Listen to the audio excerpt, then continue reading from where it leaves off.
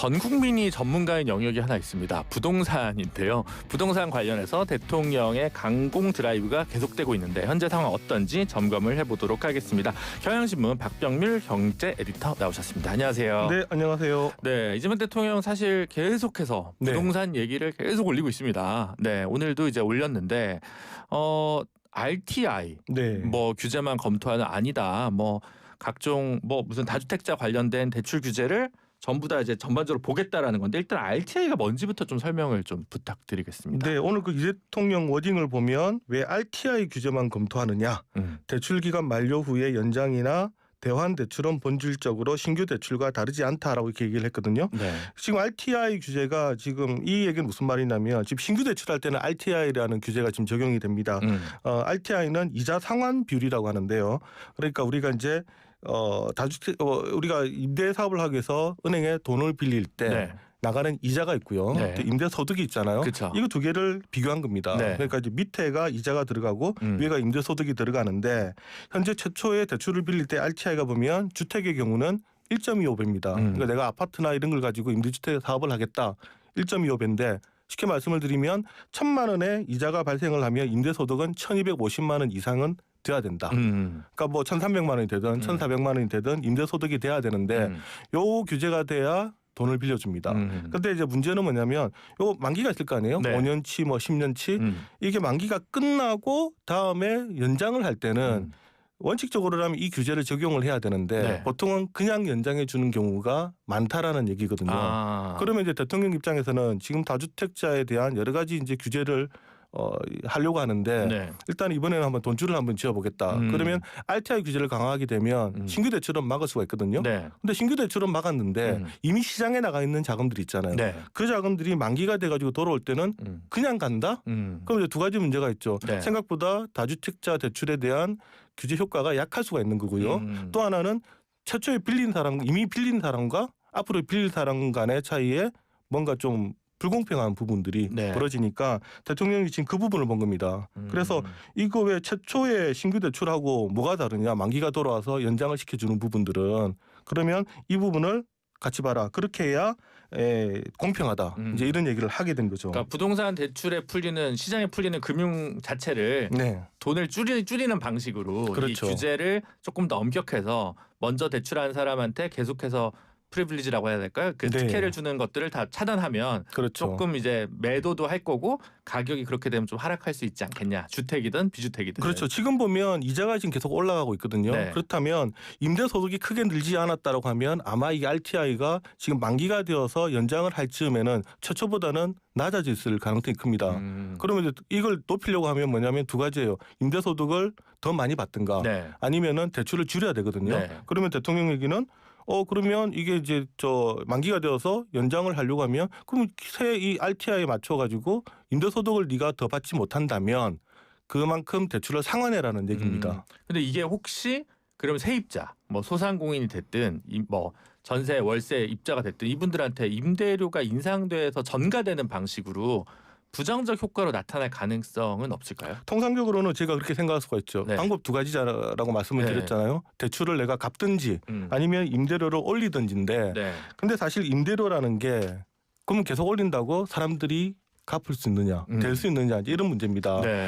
지금 전세자금 대출도 묶어놨거든요. 과거는 전세자금 대출을 정부에서 계속해서 많이 빌려줬는데 일단 이 부분을 묶어놨는데 그러면 내가 임대료를 계속 올린다. 그러면 있는 분들이 돈을 댈 수가 있으면은 계속 임대료 상승을 할 수가 있겠죠. 근데 만약 그렇지 않다라면 이분들은 있을 수가 없으니까 내가 올리고 싶다고 해서 예컨대 100% 다 올릴 수 있겠느냐. 근데 이건 아마 시장이 아마 판단을 할 것 같습니다. 그렇군요. 어쨌든 뭐 다양한 방식으로 이제 공급 대책만으로는 해결되기 어려운 부분들이 있으니 다른 규제를 계속해서 디테일을 들어가서 대통령이 뭔가 드라이브를 걸고 있다. 이렇게 저희가 좀 보면 되는 건가요? 네. 지금 막 말씀하신 것처럼 부동산을 보면 수요 부분과 공급 부분이 있는데 공급은 지금 정부가 이제 발표를 했잖아요. 근데 이게 역시 이제 그 이상 하기는 힘든 한정된 부분이 있고 그렇다면 이제 수요를 줄이는 부분인데 사실 수요는 두 가지가 있어요. 하나는 대출을 줄이는 방법, 또 하나는 세금을 많이 부과하는 방법 두 가지가 있는 부분들이 있는데 지금 대출 부분이 보면 지금 부동산 시장에서 미치는 영향이 상당히 큽니다. 최근에 나온 기사들을 보면 뭐냐면 서울 시내에서 지금 매매되는 아파트들이 15억 아파트들이 최근에 와서 많이 거래가 되고 있다고 하거든요. 이거 뭐냐면 15억 이상 아파트에 대해서는 지금 대출을 규제를 하니까 4억, 2억 구간이 다르죠. 그렇죠. 근데 이제 15억 이하는 6억까지 빌릴 수 있으니까 사람들이 6억까지 빌릴 수 있는 그 구간 아파트를 많이 이제 거래를 하기 시작했다. 영향을 지금 받고 있는 거거든요. 그리고 또 하나는 20대, 30대 아파트 매매 비율, 그러니까 거래 비율이 올라간다. 매도 비율이. 그건 또 왜 그러냐 봤더니 지금 생애 최초라든가 그다음 신혼부부 이런 데는 지금 정책 자금이 들어가거든요. 그러니까 이분들은 상대적으로 40대, 50대보다 저금리로 돈을 빌리기가 쉬운 거예요. 그러다 보니까 이분들이 집을 많이 사는데 이렇게 대출만 규제를 하니까 이 사람들이 그러니까 아파트 매매를 하는 형태가 이미 달라졌잖아요. 그러니까 지금 대통령 생각에는 이 대출 부분이 상당히 큰 부분이다라고 생각을 하고 다주택자에 대한 이러한 대출 부분을 신규뿐만 아니라 만기가 돌아오는 부분도 지금 제하려고 하는 거 아닌가. 이 내용만 보면 지금 그렇게 보입니다. 세금 얘기 그리고 이제 대출 얘기인데 대출은 이제 정책 자금 대출의 이제 어떤 폭 한도를 설정하는 거랑 이제 금리 요게 있을 거고 그다음에 이제 세금이 있는데 지금 중도 그 조정 지역에 대한 그 다주택자 그 뭐죠? 중과세 유예를 이제 끝낸다. 올해 그렇죠. 5월로 이렇게 하면서 이제 서울권에 좀 매물이 많이 늘어났다는 기사들은 좀 있는 것 같습니다. 네, 일단 부작용을 많이 우려를 했는데 현재까지 나오는 것을 보면 지금 매물이 늘었다라는 지금 보도들이 많거든요. 실제로 지금 통계도 보면 강남 3구라든가 용산 같은 경우에 약 한 15에서 20% 정도 그 발표 전보다는 매물이 늘었다라는 얘기가 나오고 그리고 또 그러다 보니까 이제 급매물이 나오니까 가격도 신고가보다는 조금 떨어진 가격들이 나온다라는 보도가 나옵니다. 물론 이제 전체적으로 보면 여전히 뭐 최고가 깨는 경우가 많고 이런 부분들이 있습니다만 그럼에도 불구하고 우리가 두세 달 전에 이러한 발표가 나오기 전과 비교를 해보면 확실히 시장이 과열됐던 부분이 조금 완화된 것은 사실이 아닌가. 그래요. 네, 그런 느낌이 좀 들긴 합니다. 저도 기사를 봤더니 과천이 뭐 88개월 만인가? 88주 만인가? 하여튼 하락했다.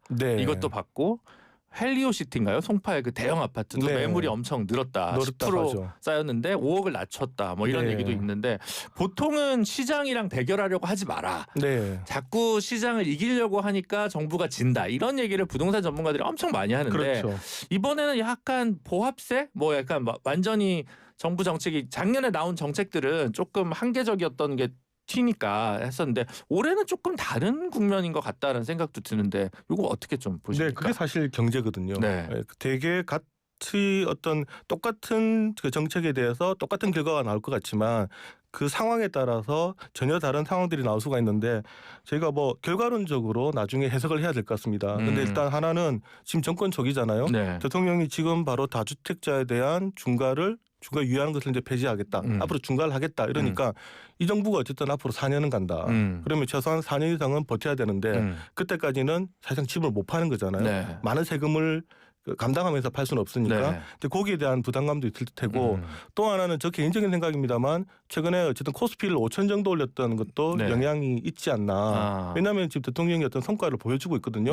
그렇다면 이번 정부는 뭔가 좀 다르지 않겠느냐라는 생각이 또 들 수도 있을 것 같아요. 그런 부분들. 또 하나는 5천까지 올렸으니까 주식에서 돈 번 분들이 다시 집 산다 이런 얘기를 하시는 분들도 계셔가지고 끝까지 좀 봐야 된다. 이런 좀 더 지켜봐야 되죠. 이제 다만 또 이런 부분도 있는 것 같아요.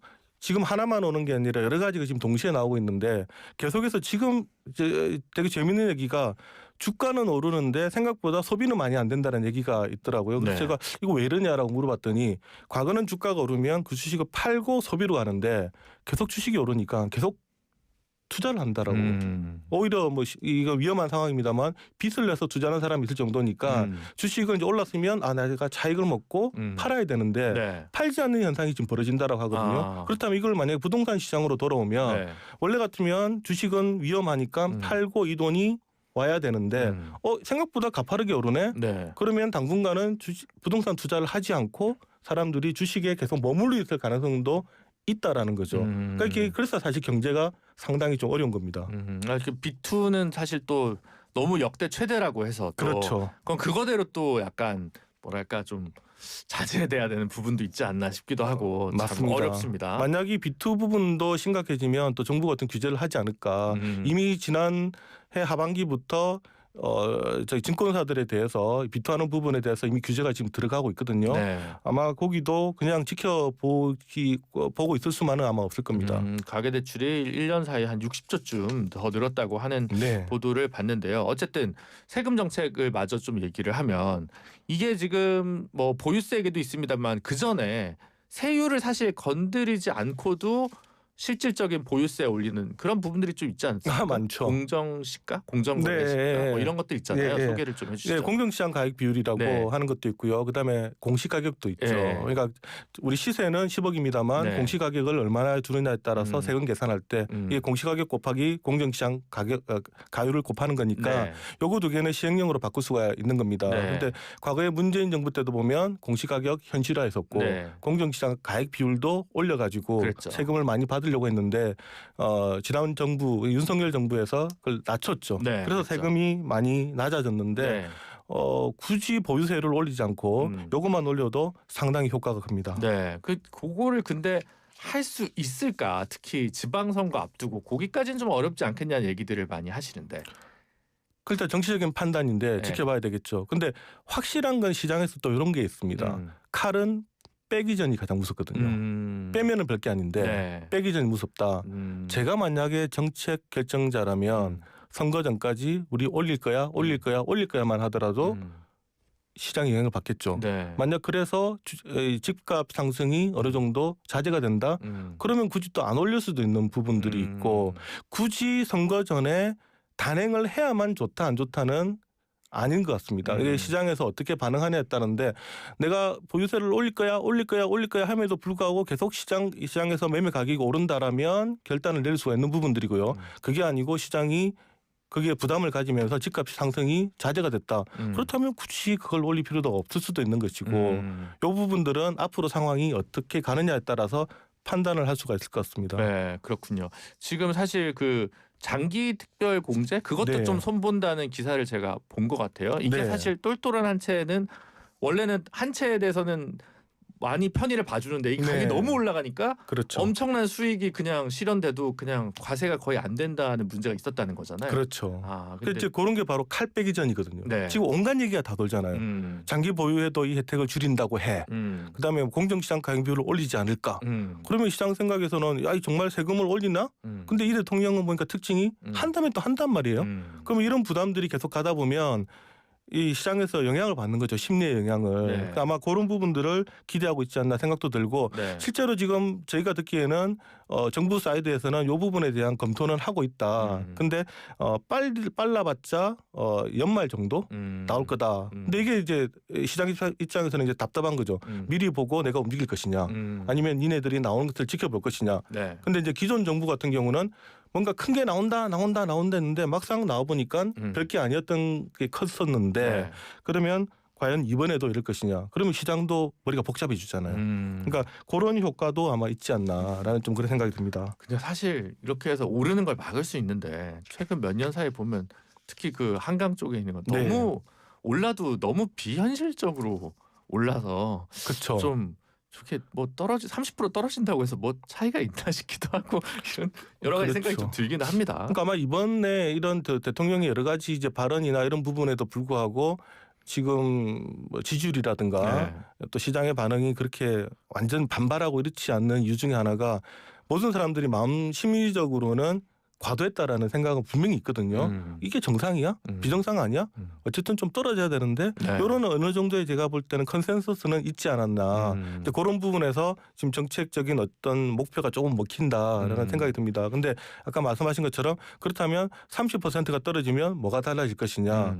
강남 3구만 보면 그렇지만 강남 3구에서 오르는 부분들이 다른 지역에서도 미치는 영향이 컸었고요. 네. 또 이 부분이 한국 경제에 미치는 조금 더 나가면 자본시장에 미치는 영향이 컸기 때문에 여기 과열만 막아만 주더라도 아마 실질적으로는 집값이 떨어지는 것을 기대하는 사람은 별로 없을 것 같아요. 네. 그리고 그게 또 무조건 또 경제에 좋은 것도 아닙니다. 네. 왜냐하면 기존에 대출한 사람들도 많고 네. 많이 얽혀있는 부분들이 있기 때문에 정부의 최종 목표는 경제 성장률 혹은 물가 상승률 정도 수준만 집값이 상승을 해주면 2%씩 정도만. 그렇죠. 네. 그러면 여러 가지 경제 분배의 문제에 봤을 때 부동산뿐만 아니라 자본시장이라든가 뭐 이런 부분에서 원활하게 돌아갈 수 있다라고 지금 생각을 하고 있는 부분들이 있겠죠.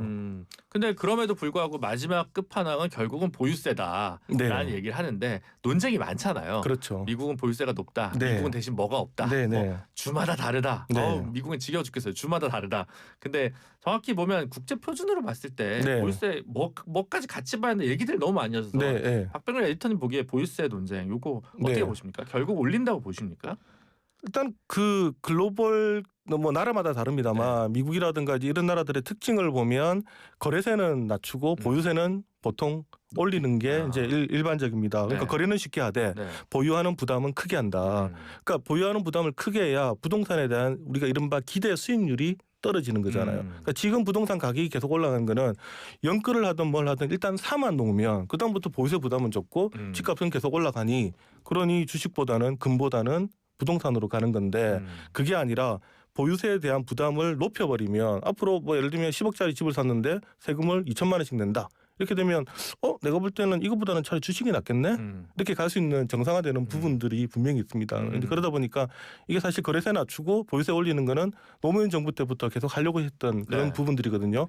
다만 이미 상당 부분 집값이 올라 있기 때문에 이런 상태에서 보유세를 올렸을 때 이미 연끌을 해서 있는 사람들 앞으로 세금이 많이 오르지 않을 거다라는 기대하에서 집을 산 분들 같은 경우는 충격을 받을 수가 있고 이 충격이 경제 전반으로도 이제 갈 수 있는 부분들이 있으니 아마 그게 정부의 큰 고민일 텐데 저는 개인적인 생각은 거래세는 낮추고 역시 보유세는 올리는 게 맞지 않나 그런 생각을 좀 갖고 있습니다. 하지만 당장에는 아까 얘기했던 뭐 각종 뭐 공시지가나 공정거래 거역 비중이나 이런 것들을 조정을 통해서 세목상 그 형식상 보유세 인상 없는 실질적 보유세 인상 이런 식으로 조금 가닥이 잡힐 가능성은 있겠네요. 그러니까 시그널이 중요한 거죠. 네. 점차 해서 계속해서 올리겠다.